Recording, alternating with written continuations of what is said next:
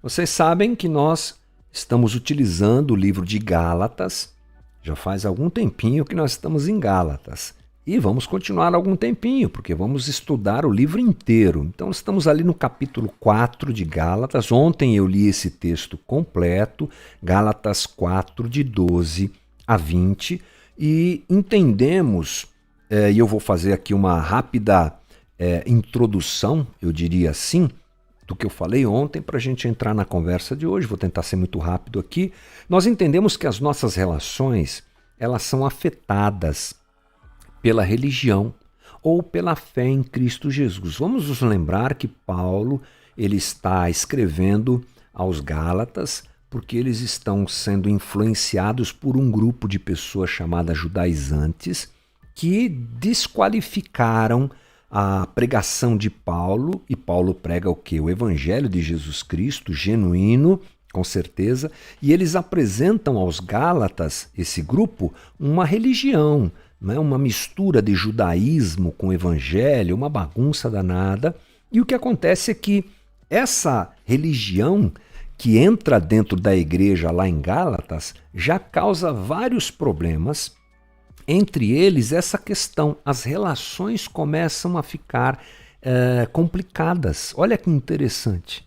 Quando eu abraço o evangelho de Jesus Cristo, ele tem capacidade, ele traz na minha vida e nas relações que eu vivo harmonia, equilíbrio e boas relações. A religião, ela estraga as relações. Ontem eu falei que a religião estraga as nossas relações fora da comunidade da fé. Quando a gente se relaciona com gente que não é da igreja, com gente que não conhece a Jesus, a religião, ela afeta demais essas relações. Paulo, ele fala na primeira parte do capítulo 4, que nós lemos ontem, que aquele pessoal lá que tanto amava começou a odiá-lo, começou a desprezá-lo, ele se tornou inimigo. E ele começa, na sua escrita, na sua forma de escrever, a dizer que ele não entende o que está acontecendo. Na verdade ele entende, né? Ele cobra isso dos Gálatas e ele vai lembrando aquele pessoal como ele foi compassivo, ou seja, como ele agiu com compaixão cristã para com os Gálatas, como ele teve flexibilidade cristã para com os Gálatas, como ele teve transparência para com os Gálatas. Então, nós entendemos que o Evangelho de Jesus Cristo, ele regula as nossas relações fora do ambiente da igreja local, essa coisa assim. Hoje eu quero falar sobre um outro aspecto. Ele é uma continuidade desse assunto. Por quê? Porque a religião ou o Evangelho, depende de qual dos dois eu vivo, não é? Afeta também as nossas relações dentro da comunidade da fé. Não só a relação que nós temos com quem é de fora, mas a relação que nós temos com as pessoas dentro da própria comunidade da fé. O discurso de Paulo lembra que os Gálatas os trataram... Lembra que aos Gálatas, que eles o trataram muito bem no início da sua relação. Mas agora eles estavam diferentes. Quando Paulo começa a conviver com esse pessoal, não é? Ele vive um momento muito bonito de harmonia. De repente eles se colocam na contramão disso e se apresentam muito inimigos de Paulo, né? Como eu já falei. Vou abrir aqui o texto para que você veja o que eu estou falando. Olha só. A percepção errada sobre o Evangelho, como eu disse, afeta as nossas relações com o pessoal de fora da igreja, de fora da comunidade da fé, mas também dentro da comunidade da fé. Vamos ver o que nós estamos falando aqui. Olha como Paulo escreve para eles. Embora a minha doença lhes tenha sido uma provação, vocês não me trataram com desprezo ou desdém. Pelo contrário, receberam-me como se eu fosse um anjo de Deus. Eles trataram Paulo muito bem, como o próprio Cristo Jesus. Olha só que coisa forte que ele fala. Aí ele diz: "Que aconteceu com a alegria de vocês? Tornei-me inimigo de vocês por lhes dizer a verdade?" A cobrança de Paulo é forte. O que é que aconteceu? O que aconteceu, gente? Por que essa mudança?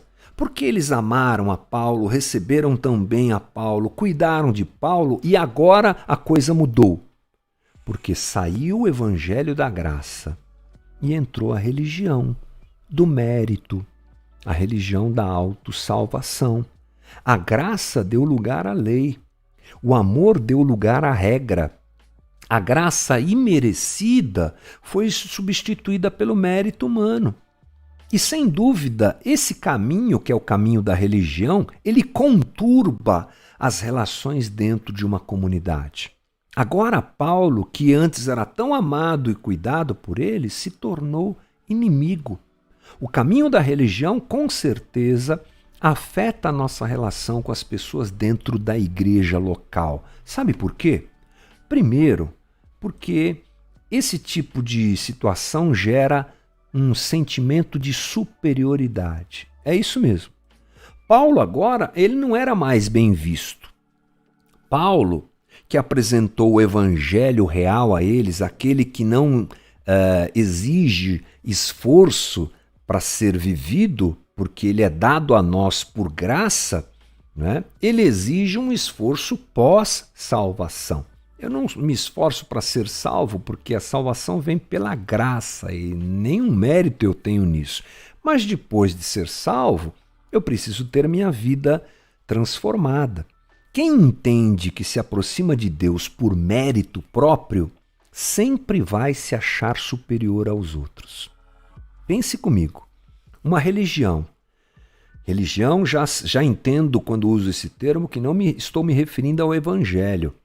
Mas uma religião que diz que Deus me salva porque eu sou bonzinho, ou porque Deus me salva porque eu sou perfeito, ou porque Deus me salva porque eu vou na igreja todo domingo, ou porque Deus me salva e me ama porque eu sou um leitor assíduo da Bíblia, porque eu não sou pecador, não é?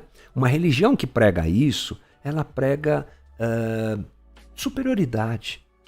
É inevitável que quando alguém se acha merecedor da graça divina, ele se acha superior ao outro. Por isso que nós temos tantas situações de disputa de poder dentro de uma comunidade.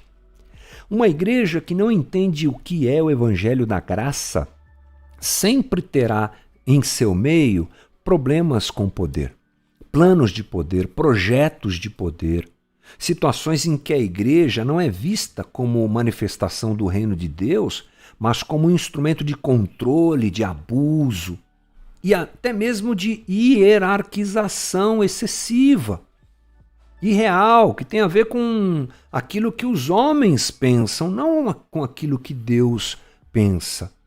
Sempre aquelas coisas tipo quem é o maior, quem é o melhor, quem é o mais ungido, quem é o mais qualificado. Você deve se lembrar disso, né? Quem canta melhor, quem conhece mais a Bíblia. É uma hierarquia. Igrejas, principalmente da vertente neopentecostal, não só eles, mas muitos, mas me refiro a eles por conhecê-los bem e por ter vivido isso durante muitos anos, realmente apregoam uma hierarquia, em que as pessoas vão querendo subir dentro da estrutura da igreja, e elas, para subirem, elas têm que ser melhor que as outras, e isso vai gerando problemas muito sérios de disputa de poder. É uma hierarquia, digamos assim, herética. Uma pirâmide herética que não condiz com o reino de Deus, que não condiz com a realidade de sermos um corpo. Sim, toda a comunidade local naturalmente terá uma hierarquia. Naturalmente terá uma liderança, mas essa liderança precisa saber que está lá por vocação divina, por direção divina, para cuidar do rebanho. Para cuidar do rebanho. O apóstolo Paulo, lá em Efésios capítulo 4, a partir do versículo 11, descreve situações dentro do reino de Deus. Pastores, apóstolos, pastores, mestres, evangelistas. E ele diz lá, esse pessoal aí, eles têm a obrigação de ajudar o corpo de Cristo a crescer, com vistas ao aperfeiçoamento dos santos.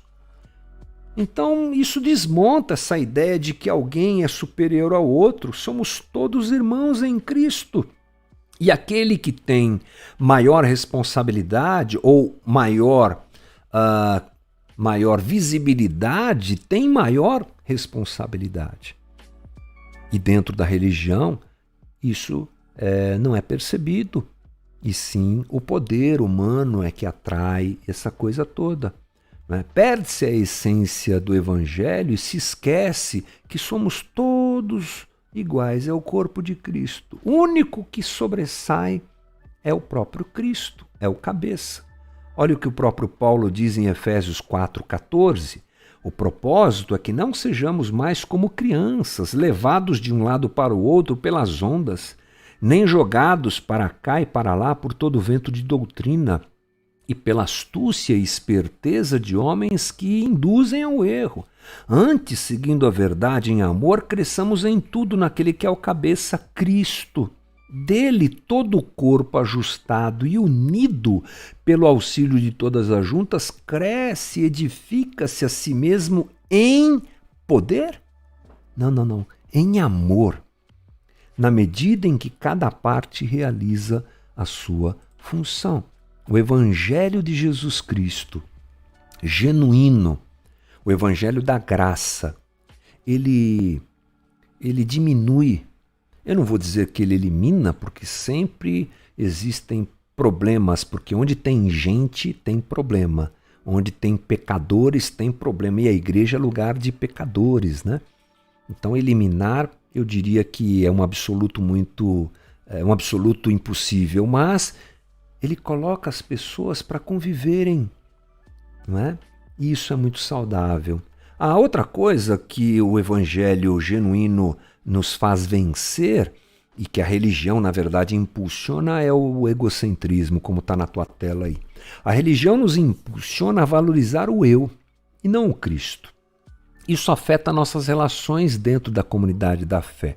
Interessante que Paulo faz uma denúncia a respeito disso àqueles homens que agora o estavam desprezando. Olha o que ele diz no versículo 17. Os que fazem tanto esforço para agradá-los não agem bem, mas querem isolá-los a fim de que vocês também mostrem zelo por eles. Os judaizantes, sabe o que eles fizeram dentro da igreja em Gálatas? Eles criaram um sistema de bajulação e apego emocional com os Gálatas. Sabe aquele círculo ou aquele ciclo em que um bajula o outro bajula o aquela coisa assim de valorização do ego? É o que eles criaram, não é? Eu proponho até uma outra leitura que diz assim: eles são lisonjeiros e os tratam como se tivessem grande importância, para que assim os lisonjeiem e tratem como se tivessem também grande importância. Essa roda de bajulação, você é incrível, você é tão espiritual, profeta de Deus, aleluia, você é tão ungido, tão poderoso, meu Deus. O que é isso? É uma roda de gente que se autovaloriza. Não havia sinceridade nas palavras. Parece o Congresso Nacional, né? Excelentíssimo Senhor, blá, blá, blá, aquela coisa, É o que acontece no ambiente onde o Evangelho não está presente. Porque no ambiente do Evangelho nós temos que diminuir. E Cristo é que cresce. Quem aparece é Jesus. Eu sei que isso está na boca de todo mundo, mas isso precisa ser e é uma realidade quando o Evangelho está presente em uma comunidade, em um grupo de pessoas. Os judaizantes, que eram religiosos, queriam que os gálatas fossem deles, não fossem de Cristo. É um jugo emocional, é um orgulho, é uma justiça própria, é um apego da liderança em formar para si e não para Jesus. Já viu essa história? Você é meu filho, você é meu amado, você é meu querido. Fique aqui sob a minha cobertura. Essas coisas, gente, que não tem base bíblica, que não tem respaldo, e aí cria dependência emocional, e aí cria essa bajulação e esse ego que inflama, que cresce, que ganha um espaço que não deveria ter. É uma adoração indevida. Talvez você que esteja me assistindo saiba do que eu estou falando por ter já vivido uma situação como essa, em que você foi literalmente cooptado por uma situação emocional, né? Induzido ao erro e assim você colocou lideranças no lugar de Deus. Ah, mas isso é a coisa mais comum do mundo, não é? Pessoas idolatradas. Ego, ego, ego, ego, ego, meu Deus, o próprio ventre. Gostamos disso, né, gente? Então, esse não é um bom caminho. Os judaizantes queriam seguidores que os glorificassem. Paulo queria seguidores que glorificassem Cristo. Paulo falava a verdade, pois não queria para si, porque o primeiro é Cristo. Portanto, queridos, a gente precisa se lembrar que o Evangelho, ele é um instrumento realmente de libertação. O Evangelho nos liberta da necessidade de aprovação e de adoração alheia, de modo que nós podemos falar a verdade e isso regular as nossas relações, não é? Sem diminuirmos uns aos outros e nem valorizarmos demais uns aos outros, mas vivermos em uma unidade de Evangelho preciosa, boa, realmente genuína. E essa seja então a nossa caminhada. Vamos verificar, proponho isso a você, como a gente tem vivido as nossas relações. E se esse tipo de manifestação que eu disse aqui está presente nas tuas relações, dentro da tua comunidade, com todo o respeito que tenho, talvez seja um sinal de que o que tem prevalecido não seja o Evangelho de Cristo, que nos diminui e exalta a Ele, mas seja a religião, que gera sede por poder, ganância, esse tipo de coisa. Que Deus nos livre e nos abençoe em nome de Jesus. Valeu, gente!